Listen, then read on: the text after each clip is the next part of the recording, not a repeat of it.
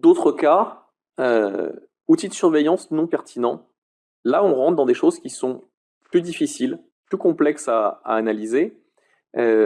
Sur 16 scénarios, seulement un qui concerne la clientèle haut de gamme. Donc là, on est sur du B2C, on est sur une part de segment de clientèle qui est plutôt une clientèle aisée. On parle de montants qui sont plus importants.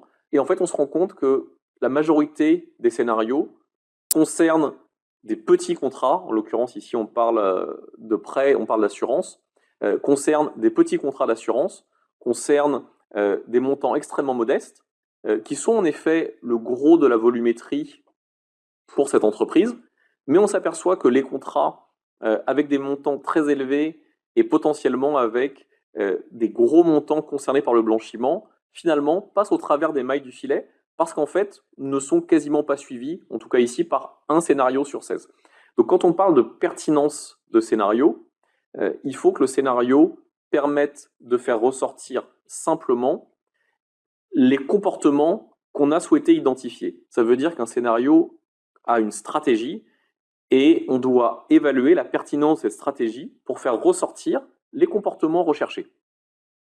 Ensuite, il faut que cette stratégie soit en effet adaptée à l'ensemble de la clientèle et qu'on ait segment par segment des stratégies, des scénarios différents adaptés de façon à ce qu'on soit bien exhaustif sur l'ensemble de la clientèle et qu'on n'ait pas de trous sur soit une typologie de client, soit une typologie de contrat. On a évidemment des problématiques de vélocité. Le temps de traitement est quelque chose d'extrêmement important. On n'est pas dans du traitement en temps réel, on n'est pas dans du traitement à la journée près, mais passer la journée pour des alertes a posteriori, passer la semaine pour des alertes a posteriori, on commence à être sur des délais qui sont jugés extrêmement longs.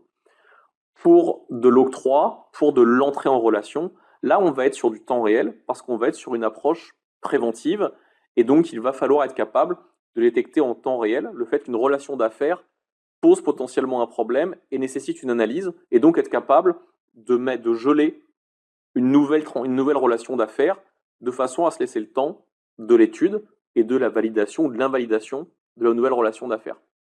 Et ensuite, l'insuffisance du dispositif. La question est de savoir si, dans le cadre du traitement des alertes, si l'ensemble des données disponibles sont réellement prises en compte. Est-ce que j'utilise toutes les informations dont je dispose sur l'identité des clients, sur la nature des personnes morales, mais également, quand ce sont déjà des clients, sur le détail de la relation d'affaires, qui est une mine d'informations extrêmement pertinente sur le type de contrat, sur les montants échangés, sur les comportements, sur des changements de RIB, sur l'identité de bénéficiaires, sur la localisation des destinataires de virements. Et toutes ces informations, à partir du moment où elles sont en votre possession, vont devoir être prises en compte pour pouvoir présenter un dispositif cohérent et considéré comme suffisant. Sur le gel des avoirs, les points de défaillance en 2021 qui sont remontés le plus fréquemment, on a un sujet qui peut paraître basique, mais qui est loin d'être traité dans l'ensemble des entreprises, c'est la fréquence du filtrage.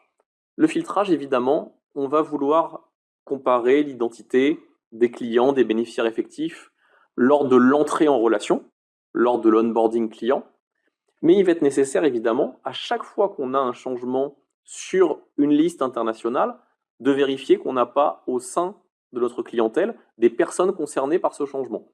Ça veut dire concrètement que, passé l'onboarding, on va devoir quotidiennement, et donc fatalement automatiquement, faire une vérification de l'ensemble du parc client pour vérifier que sur l'ensemble de ce parc client, on n'a pas de nouvelles personnes présentes sur ces listes internationales.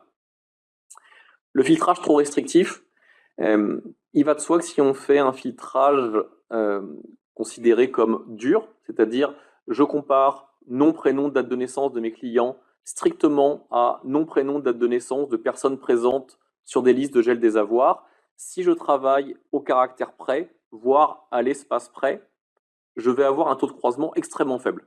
Pour autant, on sait que ça ne veut pas dire qu'il n'y a pas de point commun entre ces deux listes.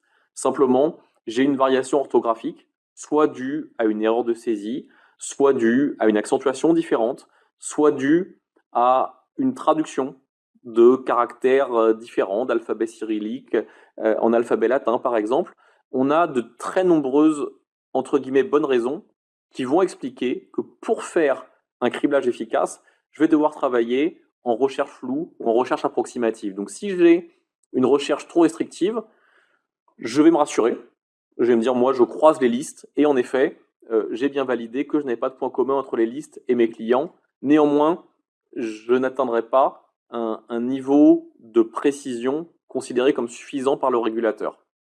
Et ensuite, le délai de traitement des alertes trop élevé, bah, on en a parlé plusieurs fois sur les exemples de condamnation, mais la vélocité est vraiment un point clé. Et c'est pour ça que pour arriver à ce traitement rapide des alertes, on va avoir besoin auparavant d'avoir un outil de génération d'alertes extrêmement précis, extrêmement pertinent, parce que sinon ça va nous emmener dans des besoins de ressources humaines auxquels on ne pourra pas répondre.